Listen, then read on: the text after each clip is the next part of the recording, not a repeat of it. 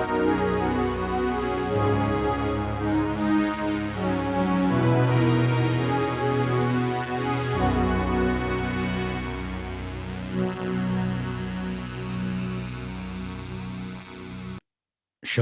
and welcome to Secrets Revealed, the Holy Bible. So here we're looking at Leviticus chapter 21. There are 24 verses. Beginning in verse 3, we see there are people that one may mourn for, specifically the priests, the sons of Aaron. They can mourn for a relative who is very near to them. It has to be a father or a mother or their sons or their daughters or their own brother, and a sister that is a virgin, that is near to one. Okay, I'm not sure what that means. That is not espoused to a man. So a sister that has not been betrothed, that has not been married, for these he shall defile himself, meaning that that's when you mourn for the dead and maybe possibly touching the body. That's where you become unclean, touching a dead body. And so verse 3 is basically saying the exception to this rule is a sister who has a husband. So if this priest, the son of Aaron, has a sister who's married or betrothed, he will not be able to defile himself for her, or an uncle or an aunt or grandfather or grandmother. Has to be one of these, as outlined in verses 2 and 3. And then verse 4 says here, suddenly, versus a chief man. Okay, verse 5. These are all rules for the priests, the sons of Aaron. Notice there are no prohibitions for the rest of the children of Israel. In this case, other tribes that are not of Levi, and specifically of Aaron, would be able to shave their head for the dead. This is only when people quote this verse and say, oh, we're not allowed to shave our head for the dead. This is only talking about the sons of Aaron. It's not talking about all of Israel. So that's an important point, because remember, Job also shaved his head when he was mourning for the loss of his children. And there's nothing wrong with that, because he's not a son of Aaron. He's not of the tribe of Levi. And then making cuttings in one flesh is prohibited altogether. We've covered this already, so that there's no exception for that. Verse 6 says here, sacrifices versus made by fire, and then gifts versus bread, and that's a continuous difference. Verse 8, unto thee was added, to the Maz, he shall be holy unto thee.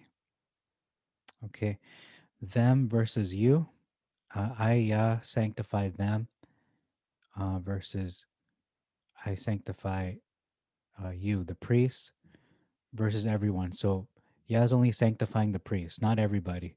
That's an important point.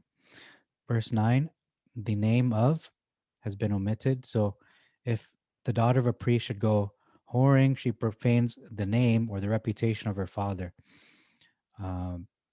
That's an important point, because she cannot profane her father physically. That she's not doing that, because she is her own body.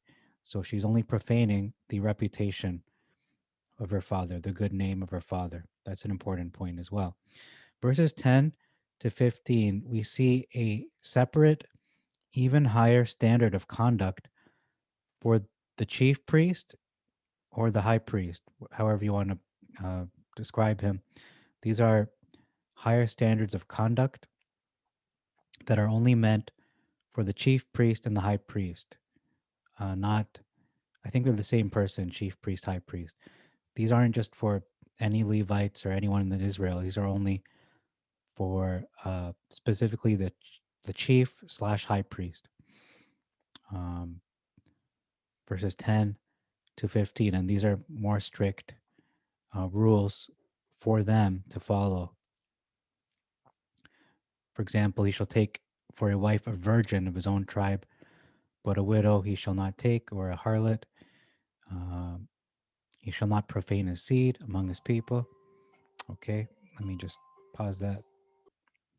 Okay, continuing on, we see here verse 13 of his own tribe has been omitted. So this is an important point. The Levite can only take, or the high priest specifically, can only take a virgin, but not just any virgin, it has to be of his own tribe. So that's an important point. Um, verse 17 says this applies only to the tribe of Aaron, the Levites, or the sons of Aaron. They need to be 100% able to do the job, because if they are handicapped, it could cost them their lives and even the lives of the children of Israel. So, for example, we see here a nose disfigured um, versus a flat nose. This is in verse 18. Let me just note that there, 18. So, verse 18, the nose disfigured versus a flat nose. It's not a flat nose. Some people have flat noses, and it's not disfigured. That's just the way a nose is. But a nose disfigured is definitely abnormal. Ears cut uh, without lacking, so they don't have ears at all, and versus anything superfluous. So that means anything extra. So that's a big difference too, or significant differences. If I don't have ears, well, right now it doesn't look like I have ears, so I would be lacking ears. But if I have extra ears, there's no problem. There's no problem with that. I mean, yeah, it's a mutation, but I mean, it's better to have extra. Uh, sounds strange, but I mean, it's better to have extra abilities. Maybe not, ears on top of ears upon on top of ears, but anyway, that's what it says here. Ears cut, so you're lacking ears. Verse 20, the whole verse is different, so let's look at this. Uh, in the Maz, it says, a crook-backed or a dwarf, or that has a blemish in his eye. Okay, here it says, humpbacked or blear-eyed, or that has lost his eyelashes. Okay, that's interesting. So let's look at this. So one who is vertically challenged, this word here, a dwarf, is allowed to serve. The correct translation is blear eyed. Blear eyed means eyes dimmed or watery. So that means visually impaired, not a dwarf.